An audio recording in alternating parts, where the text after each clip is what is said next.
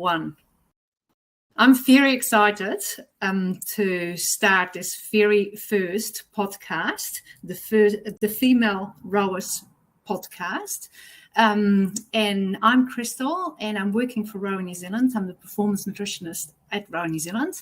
And I got the privilege of introducing you for this first podcast, Lydia McTamney, and she's working at Women's and Pelvic Health team at Align Health, and she's extremely experienced in overactive pelvic floor muscles. So, Lydia, can you please tell me how you got a little bit of background about yourself, and then maybe get a little bit more in depth how you got interested in this particular issue. Yeah, certainly. So thank you for having me on. It's really exciting, and it's great to be able to talk about this topic and try and get the message out there a little bit more. So I have been a physio for, I suppose, coming up to nearly 20 years now, and predominantly I was doing musculoskeletal physio over in the UK, and then Australia, and now in New Zealand. And I've always had an interest in pelvic health. And ever since, I was a junior physio. And then I think I really started to develop more of an interest once I had my first child, who is now 9. And so started to then increase my sort of knowledge and training in pelvic health, really, as I realized that there was such a need for it. I've probably been working in pelvic health for about sort of maybe 8 years now, but it really does work really closely with the musculoskeletal side of physio as well. So they're really important to use those skills together, I think. Yeah, absolutely. Yeah. That's an extremely interesting pathway. Yes. Walking. So obviously today we're talking about overactive pelvic. Yes. And muscles. So normally, if you look at society, we've been given, I'm a mother of 2 as well, so we've been given many of those messages for the pelvic floor that is not working properly. That's it. Yeah. And how come it's actually not that well known? That's the area of your expertise, and how did you get interested in this area? Yeah, definitely. So, and I think you're right. That's a really good point to make, is that a lot of the pelvic health messaging, a lot of the pelvic health messaging out there is about weak pelvic floors, and not much known. There's not much information out there for when it's overactive. And I think as I started to work clinically, I then realized that a lot of the women coming through, their problem was actually, they've been told it's weak, and they've been told to do Kegels, or they're reading things online that, they're leaking, or therefore they must. Yeah. Can I stop you for a second here? Poppy, could you please explain for our listeners what's Kegel? Oh, sorry. So a Kegel is pelvic floor squeeze. So it's the name given to the exercise where women are told to, squeeze your pelvic floor, hold it, let go, squeeze it again. So it's quite an American word, I think, sort of those. Well familiar with. Yeah. Make sure that everybody understands what we're talking about. Yes, certainly. Yeah. So you were talking about many recommendations coming, obviously for a pelvic floor that's not working that well, weaker pelvic floor. Yeah. So, and your interest in the overactive one, how did that get about? So I think I just began to see it clinically, and realizing that so many women I was seeing with pelvic floor dysfunction, and then them believing, coming in saying, I need to strengthen my pelvic floor. There's something dysfunctional. I've got to do pelvic floor exercises. But it's not working. I've, started doing them, but I've still got this problem, and realizing that there was a dysfunction there. Yeah. And then when I was assessing them, then I was saying, actually your problem isn't weak. It's the opposite. Actually you've got tension. And I think, yes, as I just clinically seeing so many women with this problem, but women believing it's because they've got a weak pelvic floor, Yeah. And so I think then I realized that actually it was a big problem, because so many women have this issue, whether they are, just had a baby to elite athletes, That would be my question. Like, hey, is it more prevalent in certain types of groups, or is it all over the board? I think there are certainly some groups who would be more prone to having an overactive pelvic floor. I think the training that elite athletes go through puts a lot of pressure on their pelvic floor, and therefore the pelvic floor is trying to counteract that increased pressure. Therefore, it starts to become overactive. So I think, in athletes, certainly there is a high prevalence of this problem.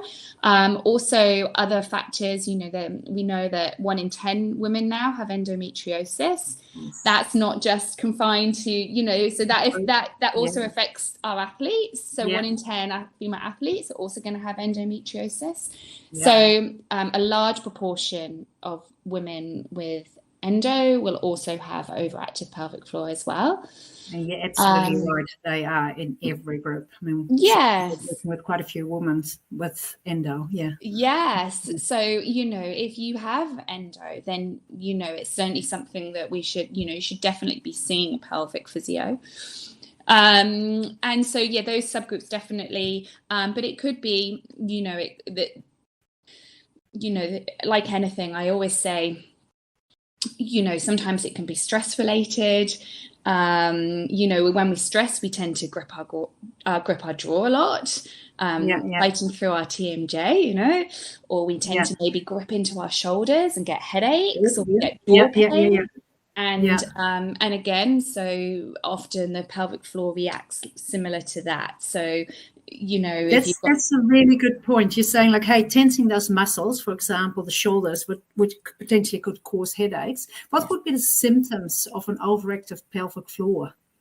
So pain is a big one. So I often, how I describe it to the women that I see, I'm saying, well, when you get a tight neck and then you get a headache and you go and see a health professional and they release your neck and your headache goes, often the pelvic floor is the same. So if you have tension in the pelvic floor, or then often you will get referred pain around the pelvis or lower back.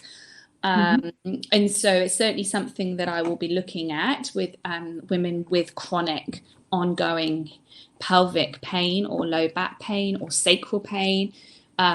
Hip pain, groin pain can be an indicator. That feeling of tightness around their hip, feeling like, especially in our athletes, that after they've trained, they always tighten their hips. They just can't quite they can't quite stretch enough. And they often say, I just feel like it's just deep and I can't quite get into it as where I want it to stretch. That alongside, obviously there's lots of reasons why you might have hip and back pain, but if you had that pain alongside some other symptoms as well, I'd be thinking, okay, so other symptoms might be bladder and bowel dysfunction.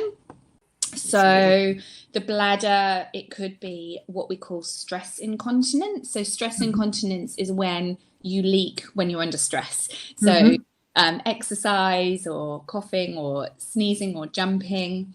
So you can still experience stress incontinence with an overactive pelvic floor.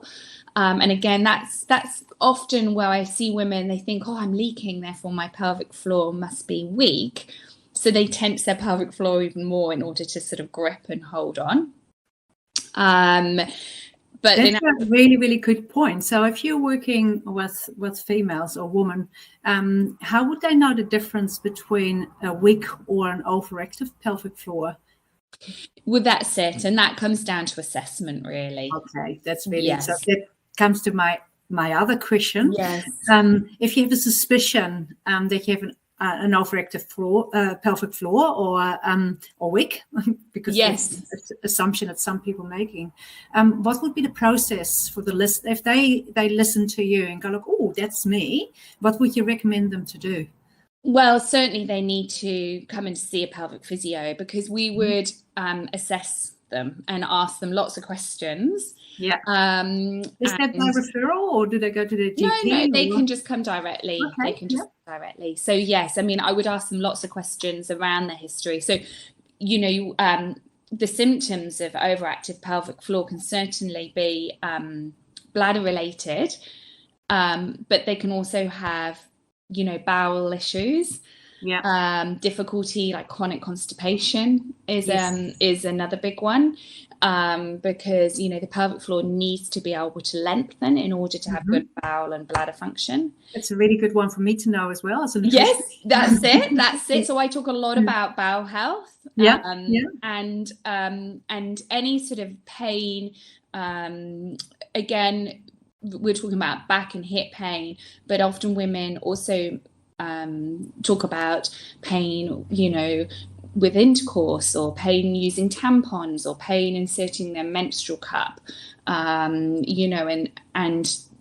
so anything sort of, like that would be very either uncomfortable, ranging to not being able to tolerate it at all.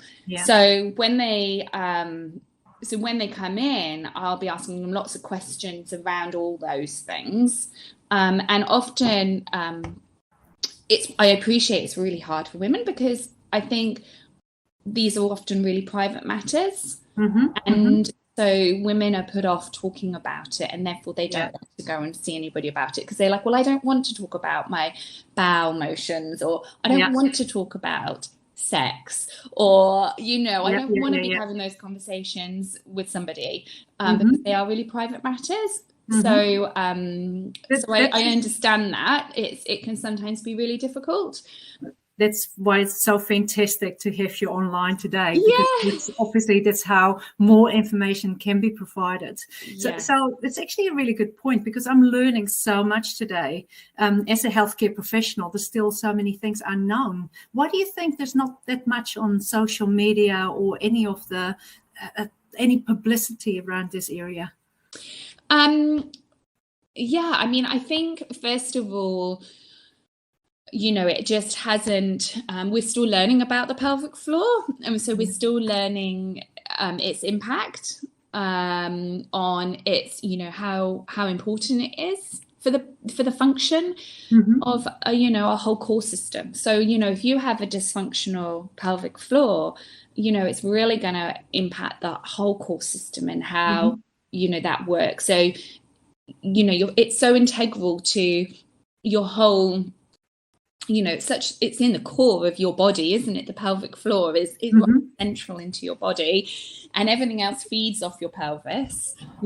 And I think, we're just starting to understand maybe a bit more about the pelvic floor. I mean, if we go back to medical textbooks, not that long ago, the pelvic floor isn't really mentioned. That sounds pretty much in line with many of the female health issues. The pelvic floor isn't even in the diagrams. If you look at a hip joint in a medical textbook, is the pelvic floor included? No. Whereas actually, if we're looking at hip, then the pelvic floor is quite important in that. So I think it's just people's beginning to realize the importance of it. And I think also, I think as well, it's maybe just not becoming such a taboo subject, and getting it out there and starting those conversations, which is crucial. Obviously, that's the whole menstrual cycle and all that work being done. Our culture is changing, and with that, hopefully, we start talking about pelvic floor. That's it. More and more. And I think realizing that there's something that can be done as well, and informing women, whether they are, as I said, just just had a baby, or a top athlete, that there is something that we can do about it, that we don't have to live with these symptoms of pain and dysfunction, and that we can help, and I think especially in our elite athletes, there's a lot that we can do to help with the pelvic floor and retraining it and getting better function of the pelvic floor, and then understanding that can then have an impact on performance. Absolutely. Yeah. So that's a really good one to lead me in my next question, because there's a little bit of information in the media about gymnasts, and there's a little bit of information about rugby players, female rugby players. Obviously, we're talking to a rowing audience. How prevalent would it be in our rowers, female rowers? And that's a good question. I actually wouldn't know how prevalent it is. I don't know if I'm not aware of any research on this as to the statistics on it. So somebody listening interested in the area? Yes, exactly. Nice PhD topic. Anecdotally, and I would say that it is probably a significant issue. Again, because of the training load that they're doing, I think it's definitely, there will be many athletes with these, with varying degrees of maybe dysfunction of pelvic floor. And I do know that definitely some of our athletes have sent you away recently, so it's happening in our population and needs to be assessed. And that awareness is crucial, isn't it? And I think it's getting that awareness. I did hear that the GB rowing team now has really taken on pelvic health, and it's a big part of their training now as well. And I think it's really important that we are considering pelvic health in this population, because yes, it can make an impact, on their performance, because it is a part of their core system. So in order to have a well-functioning core, you've got to have a well-functioning pelvic floor. We know that happy, healthy athletes are performing well, and happy and healthy is your whole body. So that's it. Yeah. And also, I think it's important to mention that the symptoms that often come with a dysfunctional pelvic floor can have a huge impact on your mental health. So if you have terrible pain, obviously that's going to make you have an impact. But also, if you are having problems with your bladder and bowel, there was a clear example that you provided about the gymnast, obviously wearing tight clothing, and obviously if you're leaking, that's well visible, which would be exactly the same for our rowers. I mean, the rowing suits, lycra rowing suits, it's visible if that were to be an issue for those athletes. That's it. And you don't want, if one of the dysfunctions that an athlete was having was leaking, then you don't want that to be affecting, how they perform, which is, we have heard of gymnasts saying, it does have an impact on performance if they're concerned about leaking during their performance, then obviously they're not focusing on. Yeah, that's coming back to that happy, healthy athletes are performing well. That's my mantra, so I'm definitely on there. Where would you like the future? Where do you see the future in this area? What would you like to see moving forward? Yeah, I think I think we need to be letting females know from a young age of understanding their pelvic health. So I think it needs to be something that when girls are taught, even maybe in schools, and moving forward through all the way up to that elite sort of athletes, sort of just that it's not just missing these groups, and everyone has access to this information, and also that you don't normalize things that are actually not normal. Would that be a good one? That's if you're leaking, if you're having pain, that's not normal. That's and you have to do something about it. And see somebody like yourself to actually assess you and help you. That's definitely. That's fantastic. This is so much good information. Is there anything that you would like to add that we haven't addressed this yet? No, I think that really covers it. I think it's just the main points really are that pelvic health is so important. It impacts how, as I said, it impacts your bladder, impacts your bowel, impacts how your core functions, impacts your performance.